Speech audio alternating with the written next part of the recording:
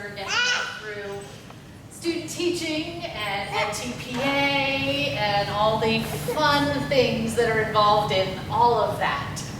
So they put up with me for, 5 weeks each time, the writing days and torturing them and making them turn things in. The great part to that is every single one of them passed their NTPA. So I just want to say how proud I am of all of y'all for the amount of effort and time and work you put into this semester. That's part of the reason we do this tonight, is because it's our chance to celebrate and just enjoy the fact that y'all have reached the light at the end of the tunnel. So, as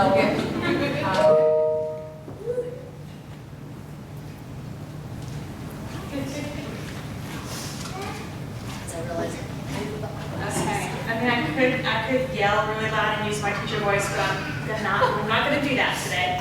I'm Rachel Martinez. I am the interim dean for the College of Education and Health Professions. I'm really thrilled that you guys are here tonight.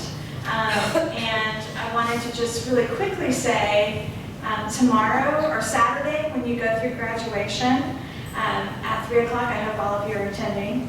I want you to look around at all the people around you, all the other students that are sitting on the floor with you. And don't tell them I said this, but you guys did a lot more to get there than they did, okay? You had to go, you had to take your classes, you had to pass your classes, you had to study and to take practice tests before we would even let you take the real tests.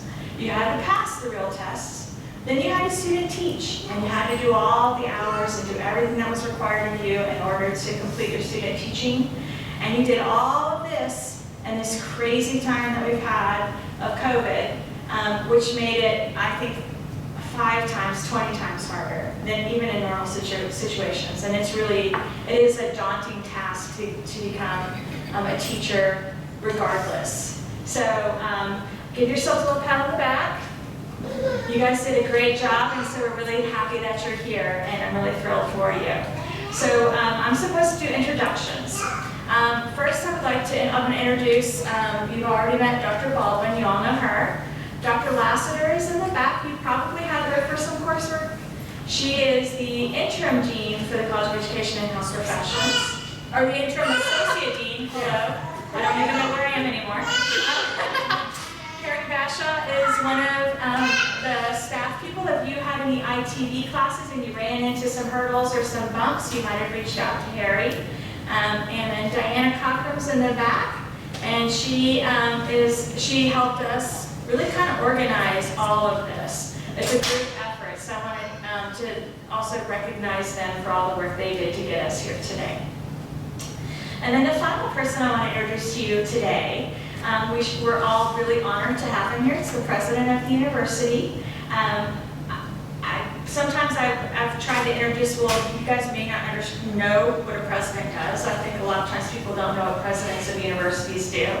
And so I think in the past I've described him as a principal, but I think he's actually probably more like a superintendent. So he is the person that kind of oversees everything that goes on at the college, all the different colleges. So we've got a few different colleges here within this university. He oversees all of that. He also oversees all of the other activities from all the additional offices here at the university. He's an extremely busy person. He is double booked for tonight, but he came to us first. And so we're really honored to have him here with us tonight. And so let me go ahead and introduce President Glenn.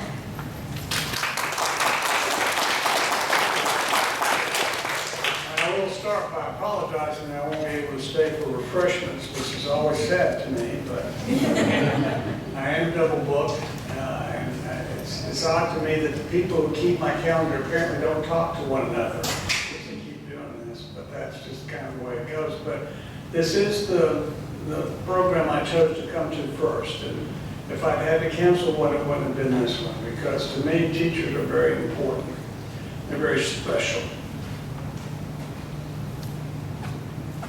Excuse me.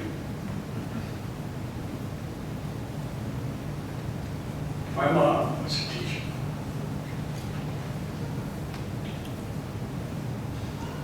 It's tough when you start out bad. My mom was a teacher, my wife is a teacher. She was sixth grade. If you need suggestions on how to run a sixth grade class, she'd be glad to sit down with you. She still runs me like a sixth grader. She used to make me come to her class every year. If you come to my house, you'll see that I'm a big fan of Sherlock Holmes. That's the thing I do for fun. And she would have me come and spend an entire day with her sixth graders, talking about how you become a detective. And then we talk about Sherlock Holmes in particular. So teachers to me are people who are very special and very important. I know you didn't come here tonight to hear me speak, but I do want to share one thought and one story with you. The thought is not original to me. It was written by a fellow named Neil Postman, who is an education professor. If you haven't already come across his work, you ought to look him up. He said, children are a living message we send to a time we will not see. Now, I'd like you to think about that as I'm telling you the story, because it's an important part of you as a teacher and the impact that you have on the children that you will be with every day. It's important to me as a president because every day when you stand in front of your class, you are the evidence of what this university can do. I'm a big believer that universities change lives when done correctly.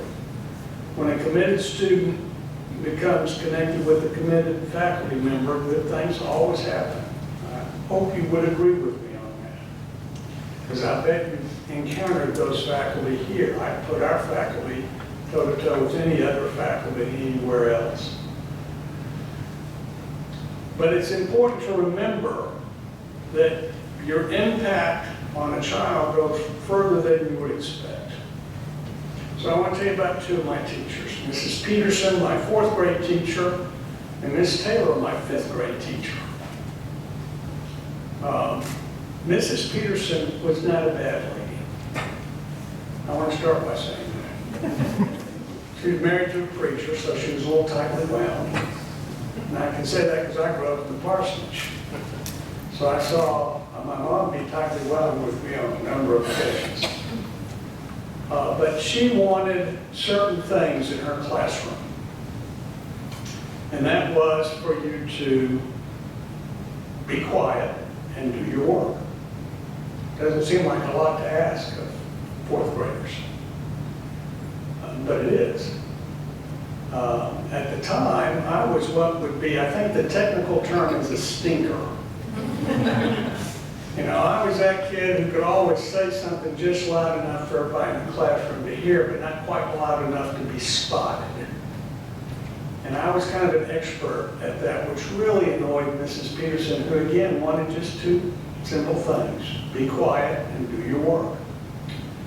And fourth grade was a very important year because that was the year that you made the transition from writing with a pencil to writing with a fountain pen, which of course was much more special than a mere ballpoint pen.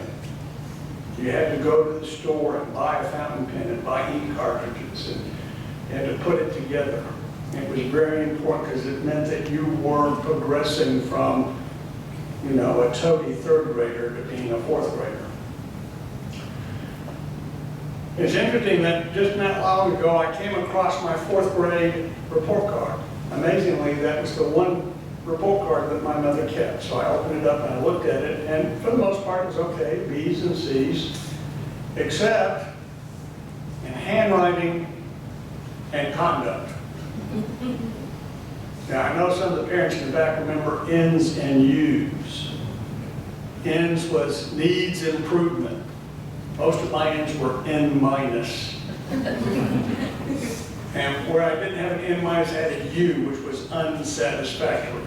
S was what you wanted, even an S plus. I didn't get any of those because my handwriting was really pretty awful. And she was not going to let me progress to a fountain pen until I got it right. And so the relationship between us became increasingly strained, again, because she wanted just two things: be quiet and do your work. And I didn't seem to be able to do either of those two things. So we didn't get along with one another. And it was made a lot worse by the fact that she kept focusing on what I wasn't doing right. And I want to emphasize that because you're going to have children every day that don't do things right. And if that's all you talk to them about, that's all they'll think about themselves, what they can't do right. And all of us want to do things right. We have strengths and weaknesses. For me, in the 4th grade, fine motor skills was my weakness. I was just a really crummy writer. Although eventually we had to do a notebook on the American Indian, and it had to be written in pen. So she reluctantly gave me probationary permission to write with a pen, which I did. But at the end of the year, she told my parents that I should not be advanced to the 5th grade. Now, I had all the grades in all the academic subjects, the B's and the C's, to make progress, but she didn't think I was ready because I couldn't just do the 2 things she thought was most important, be quiet and do my work. My parents, of course, are probably like your parents. And they basically said, no, we think we'll move them along to the 5th grade. And as luck would have it, my dad, as a preacher, got moved to another church, or got called, as he said, to another church. So we moved across town. Sometimes a move can make a big difference. And that's when I met Miss Taylor. And it was her first year teaching. She had just graduated from college. And interestingly enough, she was very different from Mrs. Peterson.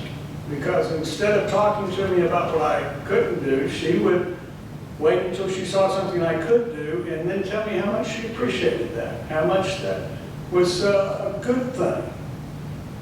The fact that I would talk out in class didn't bother her. If I said something smart, she'd say something smarter. We had a little competition. I never won. But she never got unhappy with me about it.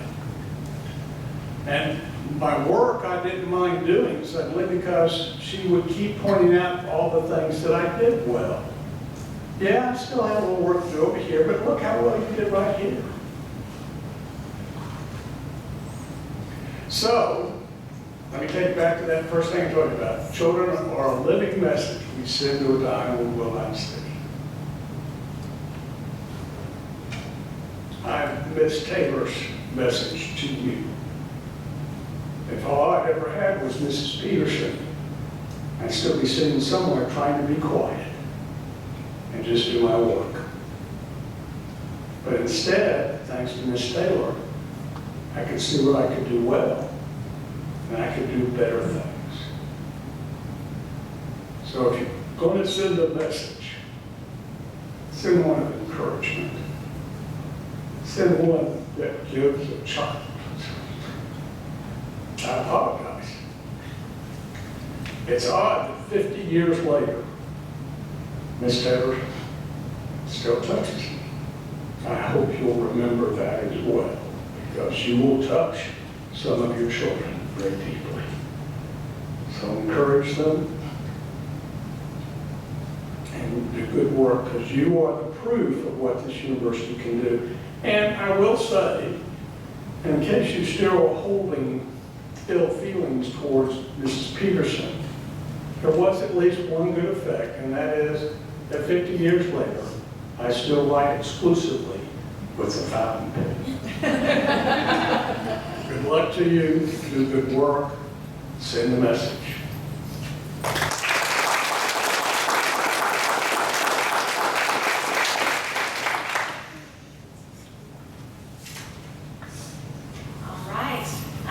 We are going to be calling you up one at a time, and when we call you up, we'll stand up front, we'll give you a pen and a bag. Your family members are strongly encouraged to come on up here and take a picture, so feel free, don't be embarrassed, come right up front center. We've got room for you, and we'll stop and we'll make sure that we wait for pictures to be taken before we call the next thing. Okay? All right. You knew that was coming. I mean, come on, I'm not gonna let you get away with it. Yeah. And I'm gonna call all of them even though they're not. Okay. That way. Get recognition. Yeah. All right. So first, I always dealt with this too. My last name begins with B. So yeah. Yeah. We're doing it alphabetically, so you can kind of guess who's. All right, Angel Bow. And I have to say how proud I am of you. You worked very hard. Very thankful to have you. Patience, okay, so turn around. Oh, do the picture we have a big one. Oh, it's her. Okay. There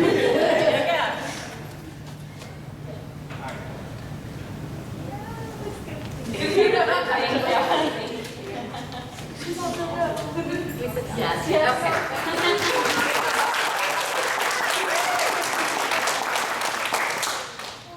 All right, Kendall Bradley.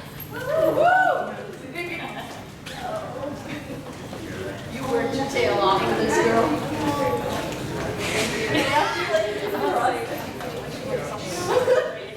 Okay, all right, let's get pictures. Yeah.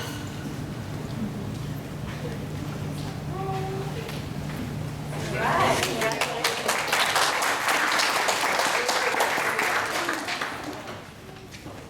Linda Corpus.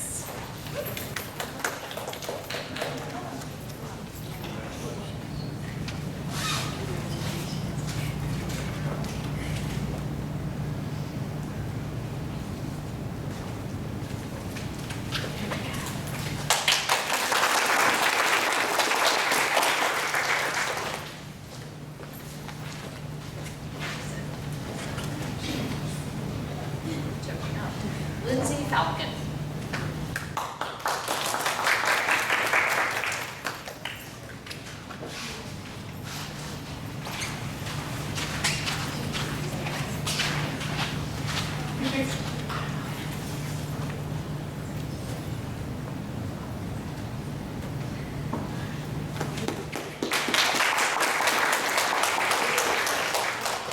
My high school. Harvard Leos.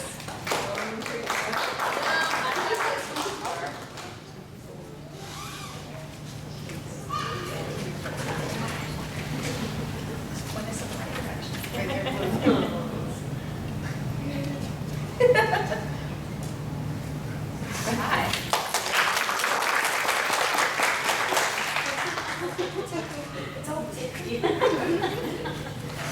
Gabrielle Bravo.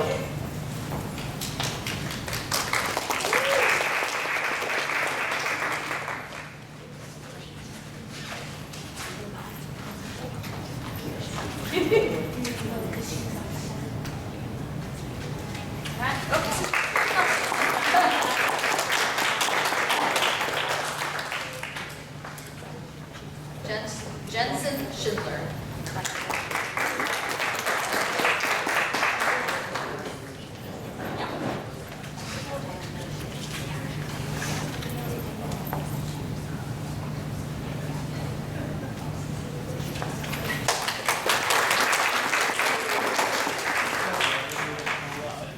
Hannah Schultz.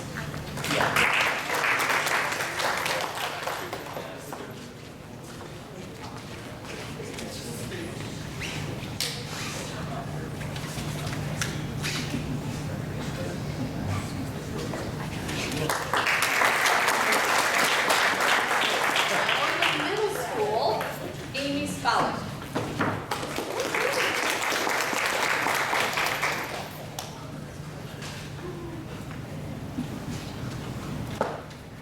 No, I feel like I should skip over the others, but I am going to say them.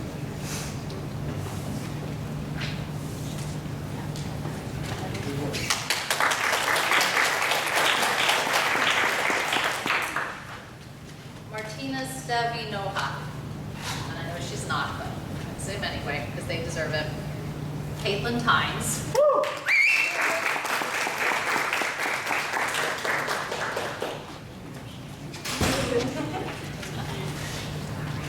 And my daughter thinks it's the coolest thing ever that you actually have the same spelling that she does.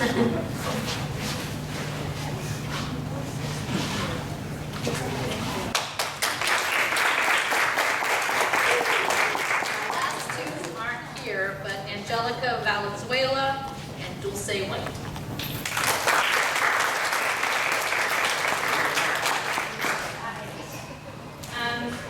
Before everybody leaves, I want to tell everybody again, congratulations. This is amazing. Congratulations to you and your friends and family and supporters who helped you get here.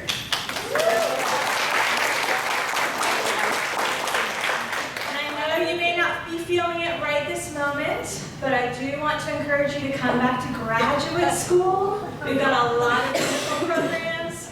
We would love to have you back, and it's been a privilege for us to be able to teach you, and we encourage you to come back and join us maybe a year from now. I'll give you a year, and then really strongly consider coming back. So we have some appetizers, some cake, some cookies, and we want to encourage everybody to go ahead and enjoy and celebrate, and we will see you then Saturday at graduation. Thank you.